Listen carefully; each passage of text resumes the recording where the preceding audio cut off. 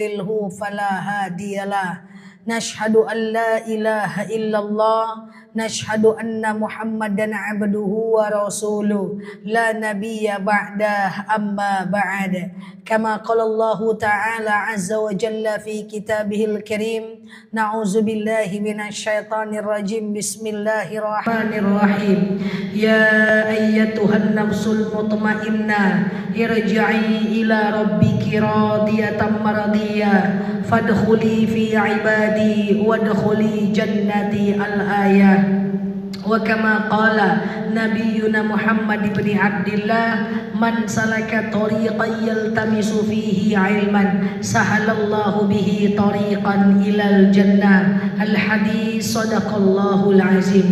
Ibu-ibu yang saya sayangi karena Allah, sebelum kita mulai kajian kita berdoa kepada Allah, semoga siapapun kita yang hadir dalam majelis ini, insya Allah Allah sehatkan badan kita, Allah kuatkan jasad kita, Allah tambah ruh keimanan kita, Allah luaskan rezeki kita, Allah angkat segala masalah kita, Allah jauhkan kita dari orang-orang zalim, Allah matikan kita dalam keadaan husnul khatimah. Amin. Allahumma amin. Ibu-ibu semua sehat? Alhamdulillah. Sebelumnya ibu-ibu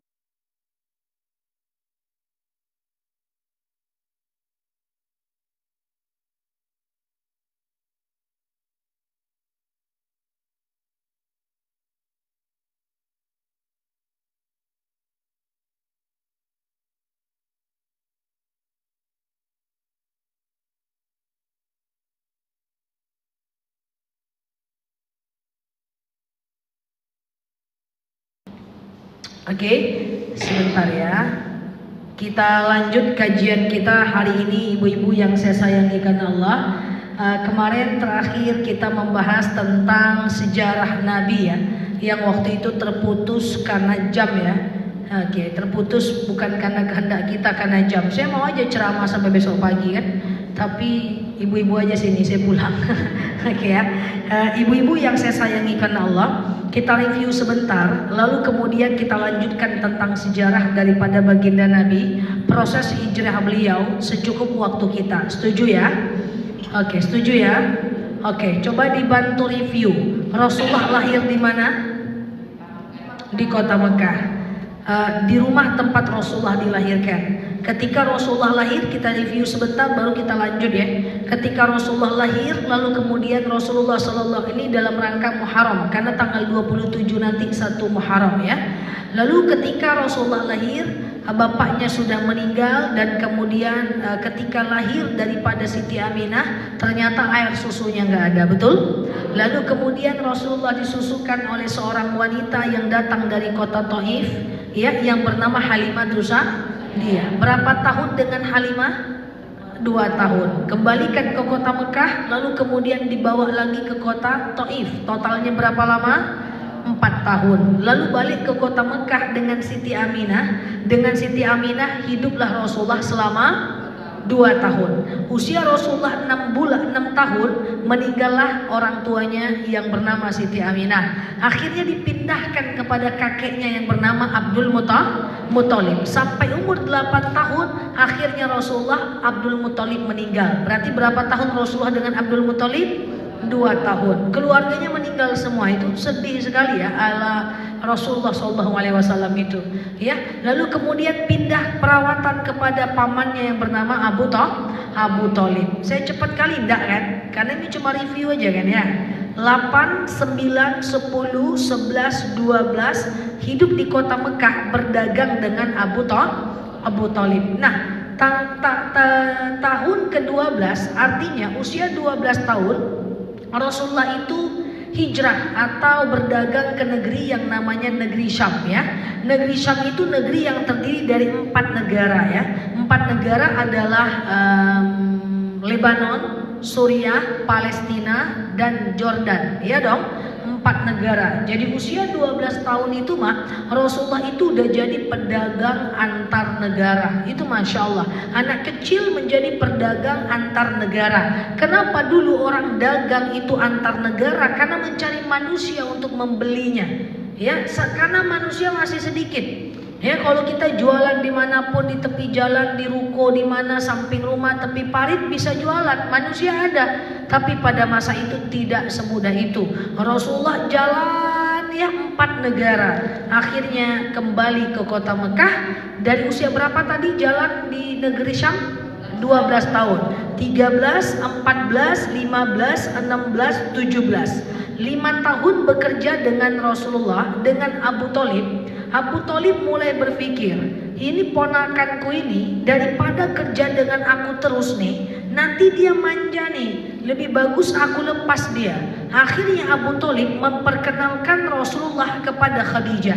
Jadi Khadijah itu adalah kawan dekatnya Abu Thalib. Ya Khadijah, aku punya keponakan, orangnya baik, diberi gelar Al-Amin. Waktu itu Rasulullah masih jadi nabi, belum jadi rasul, jadi belum ada musuh. Jadi Rasulullah itu justru yang memberi beliau gelar Al-Amin itu adalah orang Yahudi, orang yang dapat dipercaya. Saking amanahnya mereka dalam berjualan, orangnya baik, ganteng, gagah, ya, dan jadikanlah dia karyawanmu. Apa kata Khadijah? Oke, untuk membantumu, aku akan jadikan Muhammad sebagai karyawanku. Jadi usia pertama berapa Rasulullah ketemu dengan Khadijah? Usia 17 tahun ketemu dengan Khadijah, bekerja dengan Khadijah.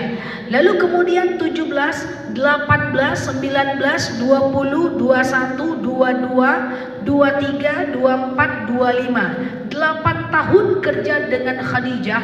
Usia 25 tahun langsung dia nikahi bosnya sendiri. Waktu itu Rasulullah usia berapa? 25. Khadijah usia berapa? 40 tahun. Jarak usianya berapa? 15 tahun. Dan walaupun Khadijah ini sebelum menikah dengan Rasulullah, beliau udah nikah kedua kali. Jadi Rasul ini adalah suami yang ketiga dari Sayyidatina Khadijah. Ibu udah berapa kali? Nah, kalah dari Khadijah. Kak Leni sekali baru udah main dah ya kan. Khadijah tahun ketiga orang, Masya Allah ya. Tapi Khadijah itu tidak terlalu cantik, ya, tetapi beliau itu orangnya kaya raya. Saya pernah sampaikan minggu lalu, saking kayanya Khadijah, pada masa itu dinobatkan menjadi wanita nomor 1 paling kaya sekota Mekah pada masanya.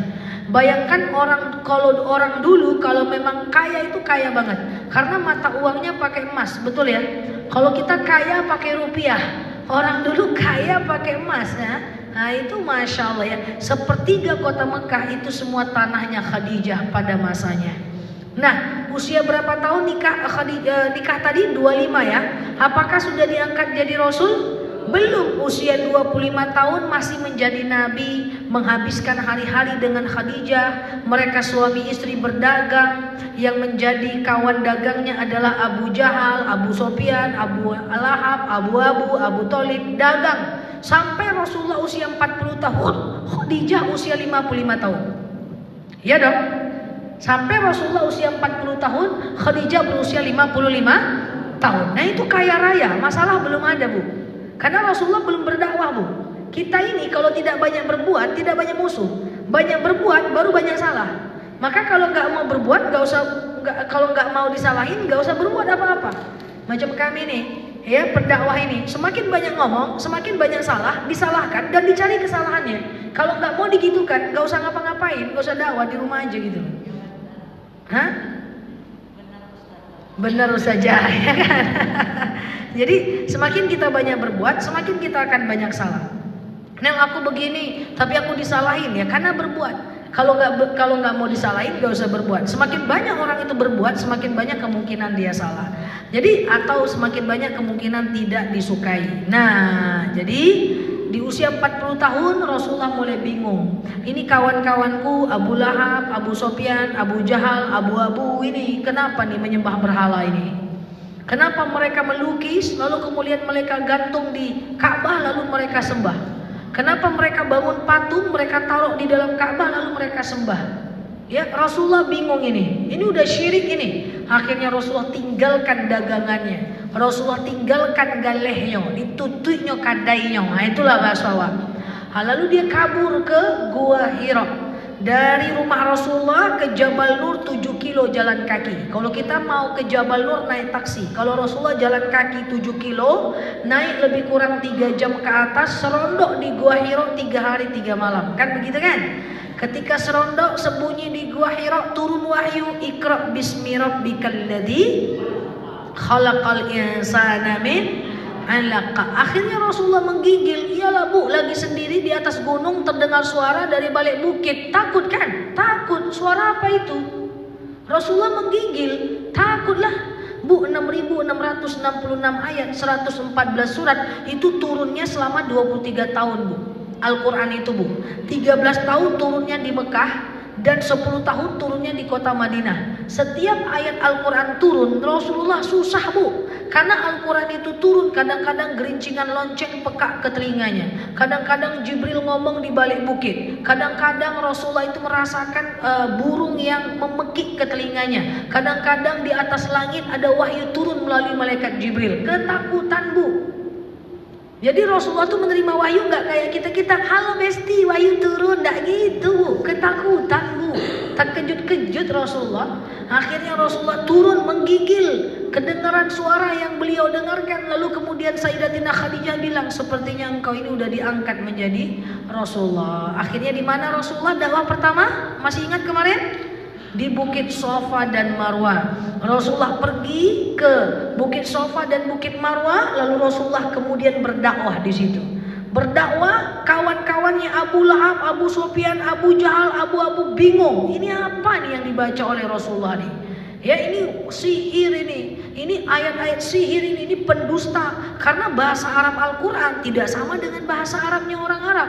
Sejak itu Rasulullah dibilang gila, pendusta, penyihir. Ya apa rasanya coba? Kita aja ditengok orang cemberut sedikit ragu, udah lalu 3 hari 3 malam. Kenapa ya dia nengok aku kayak gitu ya, gitu kan? Ini Rasulullah dihina, tapi Rasulullah itu enjoy. Kalau ada orang yang nggak suka sama dia selalu berprinsip itu orang bukan jahat, itu orang cuman belum paham. Jadi nanti kalau ada orang tak suka sama kita, punyalah prinsip seperti Rasulullah. Orang itu tidak suka sama kita bukan karena dia jahat, tapi dia belum paham saja. Dihina nggak bisa. Apa kisahnya kemarin? Akhirnya dilakukan yang namanya membunuh. Siapa yang pengen bunuh waktu itu? Umar bin Khattab. Apa kata Umar? Waktu itu Umar belum masuk Islam. Hei Abu Lahab, Abu Sufyan, Abu Jahal, aku akan penggal kepala Muhammad dan aku akan bawa ke tengah-tengah kalian. Pergilah Umar bin Khattab ke rumahnya Rasulullah. Ketemu di jalan orang Yahudi. Ngapain kau pengen bunuh Rasulullah? Sementara adik kau saja dan adik iparmu sudah masuk ke dalam Islam. Lalu dia marah, dia pergi ke rumah adiknya. Dia dengar adiknya membaca surat Toha ayat 1 sampai 14. Masuk Islam, dia terjatuh pedangnya. Orang abu-abu mulai bingung. Ini orang dihina nggak bisa, dibunuh, yang membunuh pula masuk Islam. Kacau sudah ini. Akhirnya dipakai cara yang ketiga. Masih ingat? Yaitu diboykot, nego. Dipanggil Rasulullah. Sini ya Rasulullah. Akhirnya Rasulullah datang, dia pura-pura tak tahu saja. Abu Lahab, Abu Sufyan, Abu Jahal, Abu-abu. Ada apa Abu-abu? Begitulah lebih kurang. Gini aja lah Rasulullah, waktu engkau dulu belum dakwah kita damai, berkawan, berdagang. Sekarang sejak engkau dakwah banyak orang yang masuk Islam. Sekarang biar kita tidak musuhan, kita damai aja lah. Gimana cara damainya? Sehari kau sembah Tuhan kami, sehari kami sembah Tuhanmu. Sehari kau sembah Tuhan kami, sehari kami sembah Tuhanmu. Rasulullah nggak mau. Akhirnya dinaikkan lagi negonya. Sehari kau sembah Tuhan kami, setahun kami sembah Tuhanmu. Rasulullah mulai ragu. Lalu turun wahyu yang bunyinya kuliah ayyuha, sampai akhirnya ada dalilnya lakum dinukum waliyadin, bagimu agamamu, bagiku agamaku. Rasulullah nggak mau, makin marahlah orang Yahudi. Akhirnya Rasulullah dilakukan upaya terakhir. Upaya ini sangat sulit, yaitu dengan diboykot. Jadi gini aja, kita nggak usah beli barang dagangan Khadijah, kata orang Yahudi. Ya nggak usah ada jual beli di antara orang Islam. Jual belinya itu sesama Yahudi aja. Boykot produk Islam, itulah ibaratnya. Akhirnya tadi Khadijah yang punya banyak barang dagangan tidak ada yang beli. Lama kelamaan bangkrut. Wanita nomor 1 paling kaya di kota Mekah pada saat itu bangkrut karena diboykot. matinya kelaparan, susah. Jadi boikot itu terjadi 3 tahun. Ibu ndak usah diboikot dagangan ibu 3 tahun. Ya ditutup aja kedai ibu 3 bulan, bangkrut nggak? Ini 3 tahun.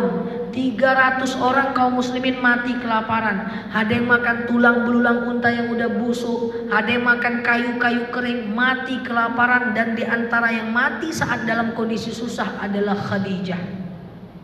Ketika Khadijah meninggal, Rasulullah panik, udah menemani dari karyawan jadi istri sampai diangkat jadi Rasulullah. Iya dong, Rasulullah sedih. Apa kata Rasulullah? Andaikan engkau bolehkan Khadijah, aku akan tangguhkan nyawamu kepada malaikat. Apa kata Khadijah? Aku pengen hidup lagi ya Rasulullah, tapi tak tahan sakitnya sakaratul maut ini. Apa rasa sakit mati yang kau rasakan? Sakitnya sakaratul maut ini ibarat duri yang dibenamkan dalam tubuhku dan dicabut dengan pelan.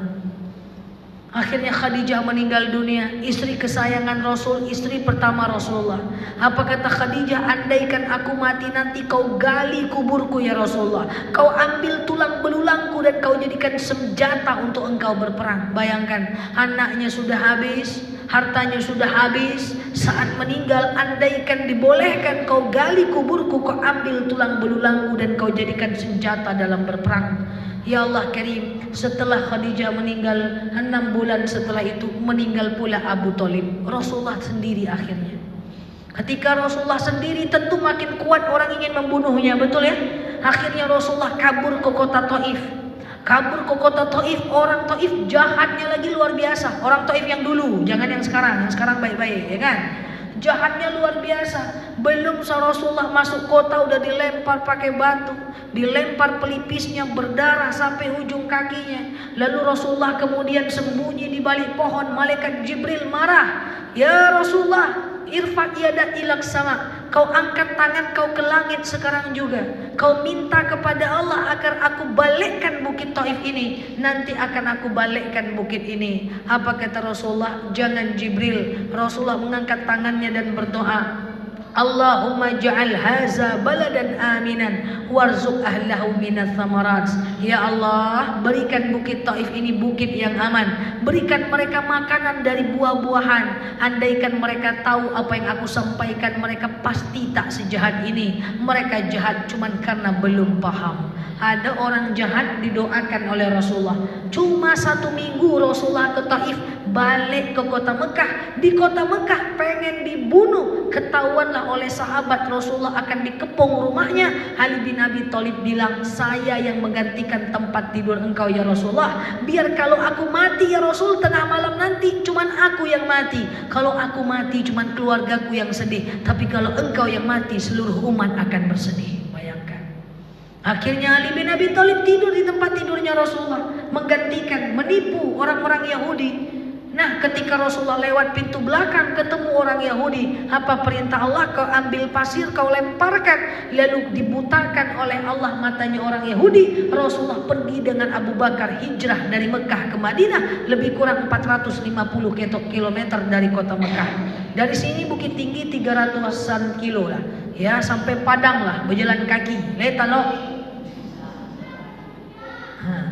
Lari. Dan Rasulullah itu kalau kita pergi ke Mekah Madinah, itu kan kita lewat jalan dekat kalau kita pergi umrah. Ya, itu lewat utara. Tapi untuk mengelabui kaum Yahudi, maka Abu Bakar dengan Rasulullah itu lewat dari arah selatan. Baputa, ngerti Baputa dah. Baputanya lewat Pasia dulu. Iya, dia berputar. Karena kalau jalan yang dilewati untuk hijrah adalah jalan yang dilewati oleh banyak orang, pasti ketahuan mati ini. Akhirnya Abu Bakar dan Rasulullah punya strategi. Hoi, kita lewat jalur selatan, lebih jauh dari arah tujuan ke kota Madinah, lebih jauh. Naik gunung, turun gunung. Kalau sekarang naik bis, dulu naik gunung, turun gunung, naik gunung, turun gunung. Melewati peristiwa hijrah, berjalan kaki dengan Abu Bakar. Masya Allah, berjalan kaki 400 km. Caranya dalam riwayat dijelaskan Abu Bakar naik, dilihatnya aman, lalu disuruhnya Rasulullah naik. Kemudian turun lagi Rasulullah, aman, suruh Rasulullah naik, begitu naik turun gunung. Masya Allah, membawa bahan makanan. Dan waktu itu sampai di yang namanya Bukit Sur. Ibu-ibu kalau udah pergi umroh, ibu kan cuma lihat aja, dari kita kan cuma lihat aja itu Bukit Sur, itu cuma bukitnya doang. Tetapi Rasulullah jalan kaki dari Mekah ke Madinah, naik ke atas bukit, serondok sembunyi karena Suraqah ingin membunuhnya waktu itu, hampir ketahuan. Lalu kemudian mukjizat Allah Azza wa Jalla, disuruhlah burung merpati, laba-laba bersarang seakan-akan itu lubang yang sudah lama. Di dalam lubang itu kemudian Rasulullah kelihatan capek, lalu Abu Bakar selonjoran, Rasulullah tidur di paha Abu Bakar. Rasulullah tidur di paha Abu Bakar, lalu datang binatang berbisa dari balik goa, lalu disengatnya lah jempol kaki Abu Bakar. Abu Bakar tidak mau membangunkan Rasulullah, saking sayangnya kepada Rasulullah. Lalu kemudian kesakitan Abu Bakar, menangis, dia merah matanya, menangis, menetes air matanya ke jidat Rasulullah. Terbangunlah Rasulullah. Kenapa engkau Abu Bakar? Rasulullah, ada binatang berbisa nyengat daripada jempolnya aku, sakit ya Rasulullah. Kenapa engkau tidak bangunkan aku? Aku nggak ingin tidurmu terganggu ya Rasulullah. Lalu Abu Bakar menangis karena kesakitan. Rasulullah berkata, la takhaf wa la tahzan, innallaha ma'ana. Jangan kau takut, Allah bersama kita. Bayangkan, itu memang betul-betul orang yang saling mencintai karena Allah. Lalu kemudian ada yang pengen membunuhnya, Suraqah. Lalu kemudian Rasulullah melanjutkan perjalanan lagi, kehausan. Di tengah jalan kehausan, ada seorang wanita yang bernama Ummu Ab'ad. Ummu Ab'ad. Lalu kemudian Rasulullah minta air putih di tenda itu. Di tenda itu minta air putih. Apa kata Ummu? Dia mengatakan sudah tidak lagi ada air. Ada air dari yang ada susu kambingnya, tapi susunya pun udah kering. Maka Rasulullah kemudian memeras air susu itu, keluarlah air dan mereka bisa minum air susu itu. Tidak lama suaminya datang dan kaget kenapa ada kambing yang kecil bisa meminum air susu yang mengeluarkan air susu yang sangat banyak. Ketemu dengan Rasulullah dan dia masuk Islam. Masya Allah. Lalu kemudian sampai ke kota Madinah. Pertama kali Rasulullah menginjakkan kakinya di kota Madinah, itu namanya di Quba. Apa namanya? Quba. Quba itu adalah pinggiran kota Madinah ya. Dia bukan di tengah kota, dia di perbatasan Mekah dan Madinah. Di Masjid Quba itu tadinya cuma ada semacam kebun kurma saja. Itu nama kampung, namanya Kampung Quba. Itu awalnya bukan masjid. Kampung Quba punya 2 orang kembar, dan Rasulullah 3 hari 3 malam di masjid itu, bertiduran di situ. Bahkan Rasulullah mandi di situ, ya, di tempat pemandian Rasulullah yang masih bisa kita lihat sampai sekarang. Apa yang dilakukan Rasulullah? Rasulullah membangun di sana masjid untuk kemudian dijadikan sentral dakwah pertama. Dan yang paling penting apa? Ternyata di kota Madinah sukunya berantakan. Dulu di kota Madinah itu namanya Yasrib. Apa namanya? Yasrib. Apa namanya? Yasrib itu adalah negara yang kota. Yasrib itu artinya berantakan. Jadi dulu kota Madinah itu yang berantakan. Antar suku bertengkar, antar suku berbenturan, antar suku saling bunuh. Dan datanglah Rasulullah menyatukan suku-suku yang ada di kota Madinah. Dulu namanya adalah Yasrib. Dan satu hal yang pengen saya sampaikan, ketika Rasulullah menginjakkan kaki di kota Quba, di Masjid Quba atau di Kampung Quba, itu adalah 1 Muharram, yaitu tanggal di mana Rasulullah pertama kali meletakkan kakinya di kota Madinah. Itu adalah tahun baru Hijriyah. Dan tahu nggak kita, Rasulullah dakwah di kota Mekah tunggang langgang 13 tahun nggak sukses. Tapi langsung hijrah ke kota Madinah bersama Mus'ab bin Umair. Ya, Rasulullah SAW dakwah di kota Madinah 1 tahun, rata-rata orang Madinah sudah masuk ke dalam Islam. 1 tahun. Kenapa? Yang saya sampaikan kemarin, di Mekah itu hidup orang-orang pintar, tokoh masyarakat, orang kaya. Abu Lahab, Abu Sufyan, Abu itu orang kaya, tokoh masyarakat. Itu lebih susah menerima dakwah dibanding orang yang tahu bahwa dirinya susah. Sementara di kota Madinah hidup orang-orang yang sedang butuh perdamaian, orang-orang yang nggak ngerti apa-apa, sehingga lebih mudah didakwahi.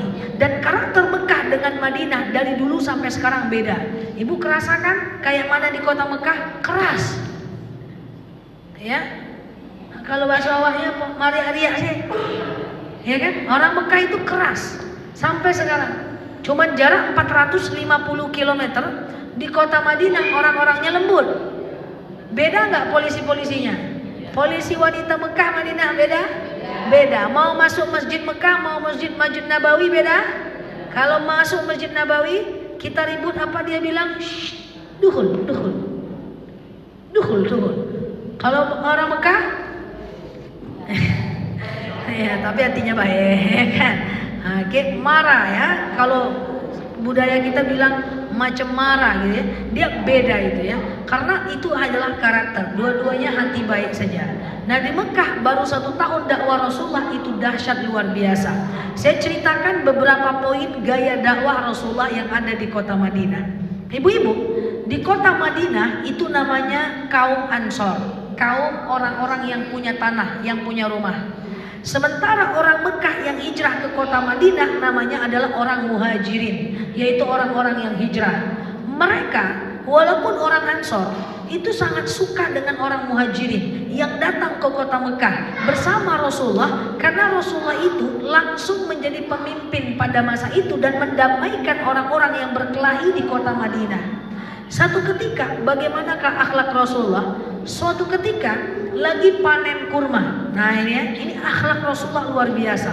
Dan cintanya orang Ansor, orang Madinah kepada orang muhajirin itu luar biasa. Ketika saat itu ada panen kurma di kota Madinah. Saya tanya, kurma itu banyak di Mekah atau Madinah? Madinah dong, iya kan?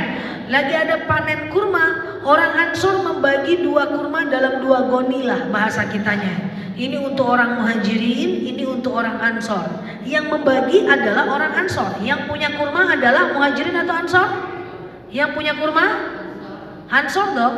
Akhirnya orang-orang Madinah atau orang-orang Ansor ini membagi kurmanya untuk orang-orang muhajirin dan orang Ansor. Apa yang terjadi? Di bawah bagian orang-orang Ansor, di bagian orang-orang Ansor, itu semuanya di bawah itu cuma daun-daun dan pelepah kurma. Di atas ada kurmanya. Sementara untuk orang muhajirin itu semuanya dari atas sampai bawah kurma semuanya. Ketahuanlah oleh Rasulullah. Hei Ansor, gitulah ibaratnya. Kenapa kamu membagi ini tak rata? Sementara ini adalah tanah kamu. Harusnya kamu sebagai ahlul bait dapat lebih banyak. Apa kata orang Ansor? Enggak ya Rasulullah, sama kok rata ini. Apa kata Rasulullah? Itu di bawahnya cuma ada pelepah dan daun-daun kurma. Hanya di atas saja kurma. Ketahuan nih. Akhirnya apa kata orang Ansor? Oke ya Rasulullah, saya akan membaginya sama rata. Dan lebih banyak untuk orang-orang Ansor. Ketika lebih banyak kan untuk orang-orang Ansor, di bawahnya tetap ada pelepah kurma. Ketahuan lagi sama Rasulullah. Ya Rasulullah, ini sudah lebih banyak nih untuk orang Ansor. Enggak, kata Rasulullah. Ini di bawahnya masih banyak pelepah ini. Akhirnya apa? Rasulullah menangis melihat cinta dan kasih sayangnya orang Ansor kepada orang muhajirin, supaya orang muhajirin dapat lebih banyak. Makanya Rasulullah saat itu bersabda, la yu'minu ahadukum hatta yuhibbu li akhihi ma yuhibbu li nafsihi. Tak beriman kalian sampai kalian mencintai saudara kalian lebih daripada cinta kalian dibanding diri kalian sendiri. Akhirnya Rasulullah berdoa sama seperti doa Rasulullah di Taif, Rabbi ja'al haza baladan aminan warzuq ahlahu minats thamarat. Ya Allah, jadikanlah bumi Madinah ini bumi yang aman. Berikan mereka makanan dari segala macam buah-buahan. Ya Allah, berikan keberkahan untuk penduduk Madinah. Menjadi bukti sampai sekarang kurma dibawa seluruh dunia. Apakah habis? Itu doa Rasulullah. Kurma dibawa seluruh dunia, di luar, di dalam umroh, dijual di mana-mana. Apakah kurma habis? Coba ibu ingat, kalau yang sudah pernah berangkat, kalau kita landing dari Jakarta menuju Riau, di bawahnya semua ada sawit, betul? Tanda kita udah sampai Riau, tengok aja di bawah ada sawit. Tanda mau sampai Bali, tengok aja di bawah ada laut. Tanda mau sampai Batam, tengok di bawah ada laut. Ya kan? Tanda mau sampai Jakarta, di bawah ada gedung, geranda-geranda, ya kan? Nah, geranda-geranda ikan, kan gitu. Tanda mau sampai Riau, tengok. Kalau sudah ada hijau, tandanya udah sampai di Riau. Sawit banyak, tanda mau sampai Mekah, Jeddah, Madinah. Apa tandanya kita udah mau sampai? Padang pasir luas. Oke, padang pasir luas. Jadi bukan kurma yang luas, padang pasir luas. Tapi kenapa kurma di sana tak habis-habis? Di kita minyak mahal juga. Susah cari, iya kan? Nah, karena kurma itu ada berkahnya. Bayangkan satu kurma itu makan cukup kenyang. Makan 3 kurma sama dengan 1 nasi bungkus padang yang ibu makan. 3 kurma itu 200 kalori. Dan gulanya gula alami. Dan itulah sebab kurma itu ada sampai sekarang karena berkah daripada doa Rasulullah, karena sikap orang Madinah saat itu yang membaginya lebih banyak untuk orang Mekah dibanding orang Madinah. Masya Allah. Nah, inilah hebatnya Rasulullah, doa-doanya Rasulullah untuk orang-orang Madinah. Maka Madinah tenang. Semoga hari tua bisa tinggal di Madinah. Ya, nanti sekali-sekali bisa umroh ke Mekah. Kalau di Mekah agak-agak panas sedikit, ya kan? Madinah tenang. Nah, Masya Allah ya, ini orang-orang Madinah yang tadinya berkelahi, suku Aus, Hasrat, Al-Musta'ribah, Al-Aribah, kelahi. Ketika Rasulullah datang, mereka disatukan dalam satu manhaj. Dan ingat, orang-orang Madinah tidak semuanya Islam pada masa itu. Ada orang Yahudi, ada orang Nasrani, ya, ada orang Islam. Dan Rasulullah berhasil mengumpulkan mereka semua. Lakum dinukum, bagimu agamamu, bagiku agamaku. Rasulullah itu tidak memaksa orang-orang Madinah semuanya untuk masuk ke dalam Islam. Yang penting jangan memerangi. Orang Islam itu tidak ada memaksa semua orang masuk Islam. Tidak ada memandang jelek orang non-muslim, kecuali orang non-muslim yang kafir harbi, yang memerangi agama Islam, baru kita perangi. Tapi kalau dia cuma teman kita, ya, teman kelas kita, teman kantor kita non-muslim, tidak ada yang kita perangi, nggak ada masalah. Yang perlu kita perangi itu adalah kafir yang memerangi agama Islam. Sedikit lagi, di kota Madinah, Rasulullah SAW hidup dengan damai dengan para sahabat. Yang mau masuk Islam ayo, yang tidak masuk Islam nggak apa-apa, tapi jangan memerangi agama Islam. Rasulullah hidup adil sekali, adil pada masa itu. Makanya tadinya namanya Yasrib, jadinya namanya Madinah. Suatu ketika, ibu-ibu yang saya sayangi karena Allah, di kota Madinah ada perempuan Yahudi yang sedang dikerjain. Jadi ada seorang pemilik toko emas toko emas dari orang Muslim. Ada orang Yahudi yang ingin belanja ke sana. Bayangin, ada orang Yahudi yang ingin belanja ke sana. Jadi ada salah satu orang Islam yang iseng.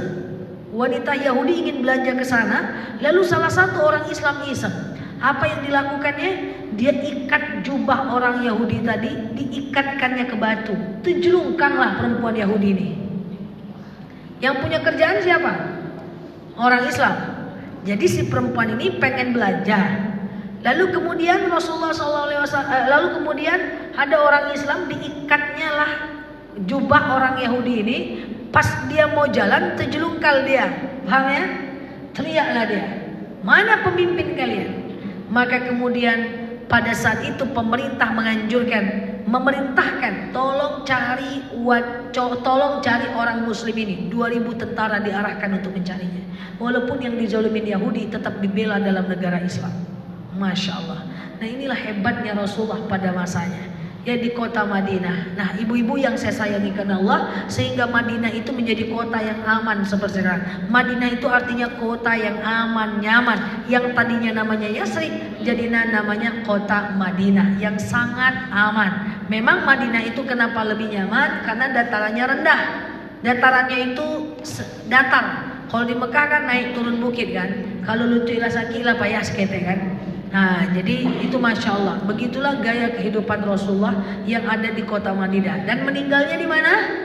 Meninggalnya adalah di kota Madinah. Nah, ibu-ibu yang saya sayangi karena Allah, sebagai penutup saya akan menceritakan bagaimana akhlak Rasulullah kepada orang non-muslim. Makanya kalau ada orang non-muslim jangan dijauhi. Non-muslim itu nggak apa-apa ditemanin. Yang penting jaga aurat kita. Kalau ada non-muslim jangan dihina karena selagi mereka tidak memerangi agama kita.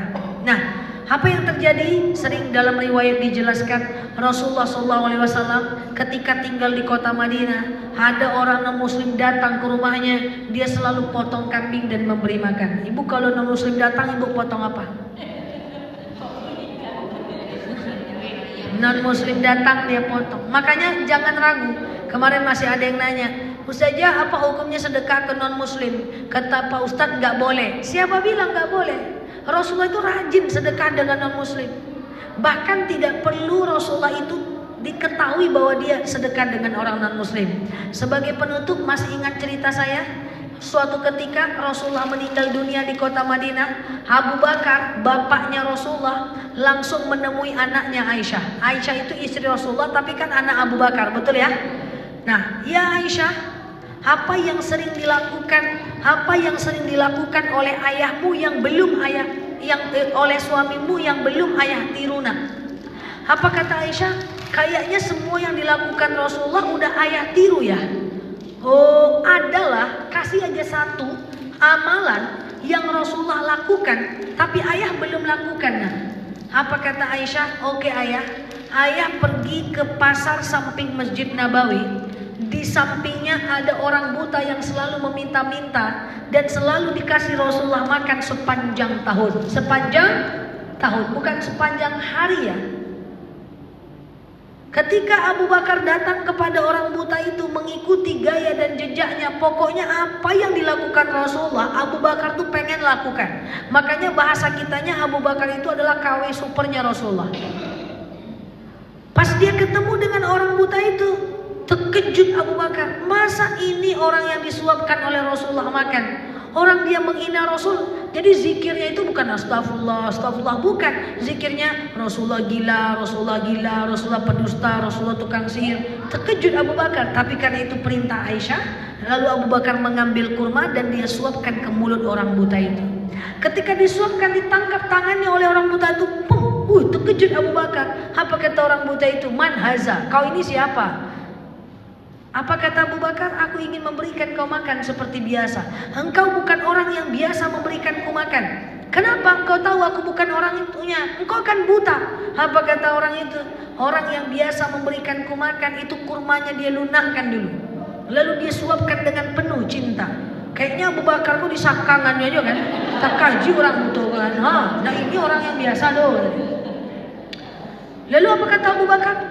Emangnya menurut engkau siapa orang yang memberikan kau makan selama ini 2 kali sehari?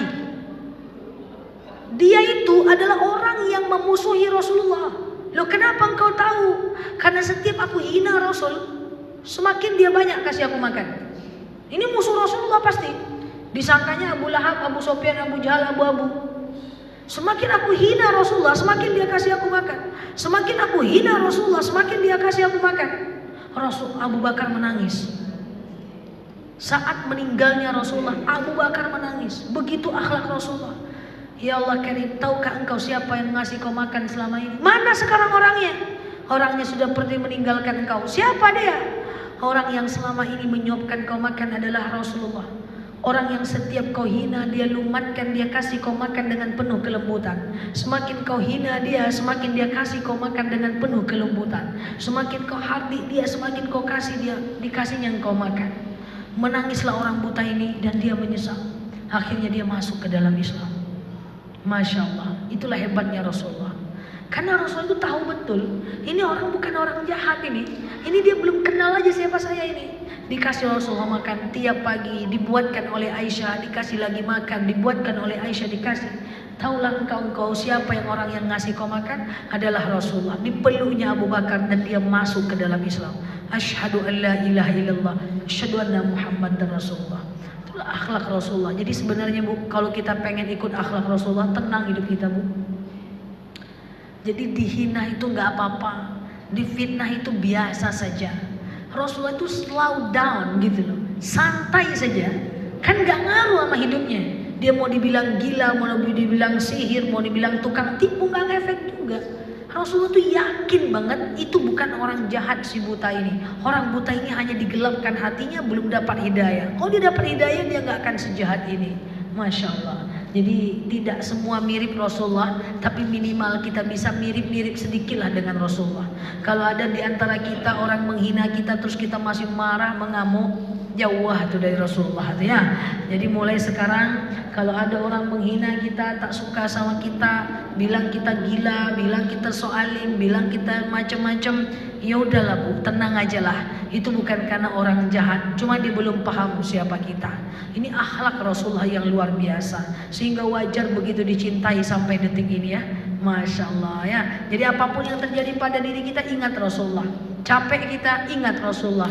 Yang kita capek ini, misalnya ibu berdagang, capek, ingat Rasulullah dagang 4 negara. Gitu aja hidup kita nih. Kita dihina orang, ingat Rasulullah pengen dibunuh, kita nggak sampai dibunuh. Kita kehilangan orang yang kita sayang, ingat Rasulullah kehilangan dari kecil. Hilang bapaknya, hilang emaknya, hilang kakeknya, hilang pamannya, hilang istrinya. Ingat Rasulullah. Kita lagi capek, lutut sakit, mau pergi sholat ke masjid, ingat Rasulullah. Iya kan, ingat Rasulullah. Gitu aja, nggak ada cerita yang lain. Kita lagi malas nih kerja, malas bangun, mager, ingat Rasulullah. Manusia biasa, Rasulullah bukan malaikat loh. Apakah Rasulullah punya rasa malas? Punya loh. Apa Rasulullah pernah salah? Salah loh. Cuman bedanya Rasulullah salah langsung diingatkan oleh Allah, wahyu turun. Kita salah nggak turun-turun si wahyu, itu aja bedanya. Iya kan? Rasulullah juga sedih, menderita, terluka.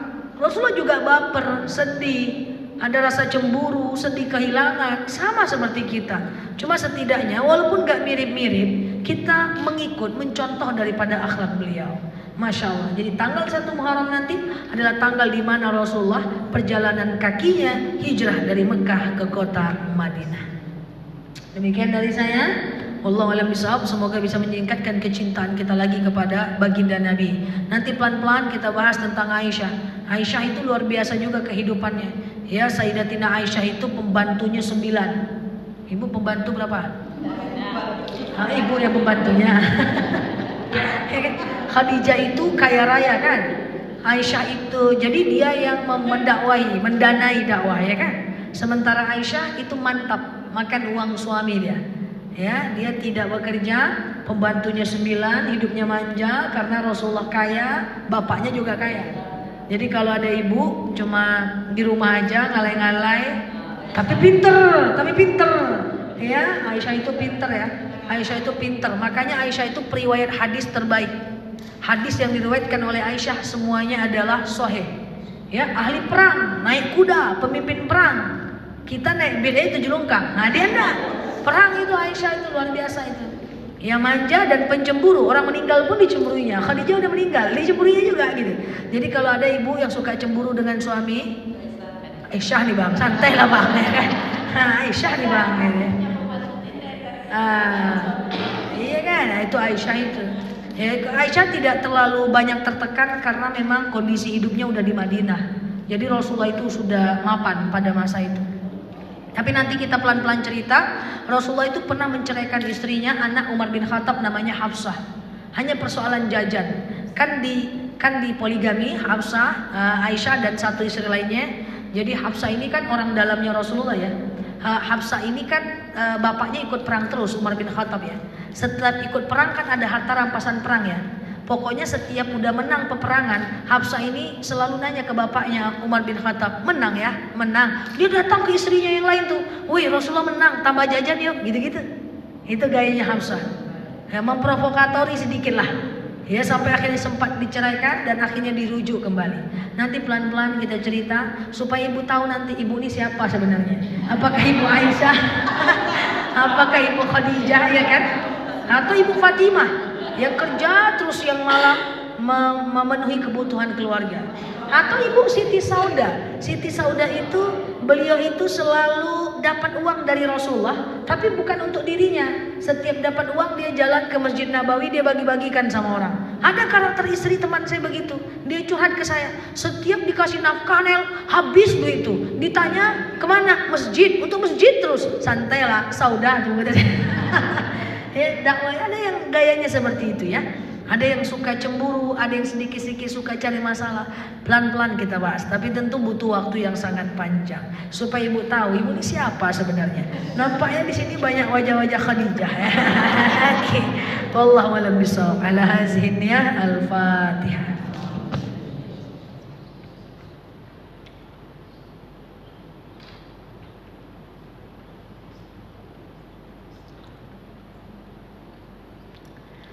Amin ya Allah, amin ya Rahman, amin amin ya mujibah sa'ilin. Allahumma salli ala Muhammad wa ala ali Muhammad. Allahumma inna nas'aluka ridhaka wal jannah, na'udzubika min sakhatika wan nar. Allahumma inna nas'aluka salamatan fi dinina, afiyatan fi jasadina, ziyadatan fi ilmina, barakatan fi rizqina, taubatan qabla al-maut, rahmatan indal maut, maghfiratan ba'dal maut. Allahumma hawwin alaina fi sakaratil maut, najatan minan nari wal afwa indal hisab. Allahumma antas salam minkas salam wa ilaika ya'udus salam, fahayyina rabbana bisalam. Allahumma nawwir qulubana bitilawatil Quran, sabbis aqdamana binuril Quran. Allahumma yassir alaina umurana wa la tu'assir alaina umurana ya rabbal alamin. Allahumma in kana rizquna fis sama' fa anzilhu, wa in kana rizquna fil ardi fa akhrijhu, wa in kana rizquna ba'idan faqribhu, wa in kana rizquna haraman fatahhirhu ya rabbal alamin. Allahumma khususan ila abina Jaswir bin Mayan wa ila arwahi kulli muslimina wal muslimat. Allahumma ja'al qabrahum rawdatan min riyadil jannah wa la taj'al qabrahum rawdatan min hubarin niran. Allahumma khususan ila arwahi abaina wa ila arwahi ummahatina wa ila arwahi kulli muslimina wal muslimat. Allahumma ighfir lahum warhamhum wa'afi wa'fu anhum wa akrim nuzulahum wa wasi' madkhalahum waghsilhum bil ma'i was-salji wal barad wa naqqihim minal khataaya kama yunaqas sabul abyadu minad danasi wa abdilhum daran khairan min darihim wa ahla khairan min ahlihim ya rabbal alamin. Allahumma khususan ila arwahi abina Jaswir bin Mayan wa ila arwahi kulli muslimina wal muslimat.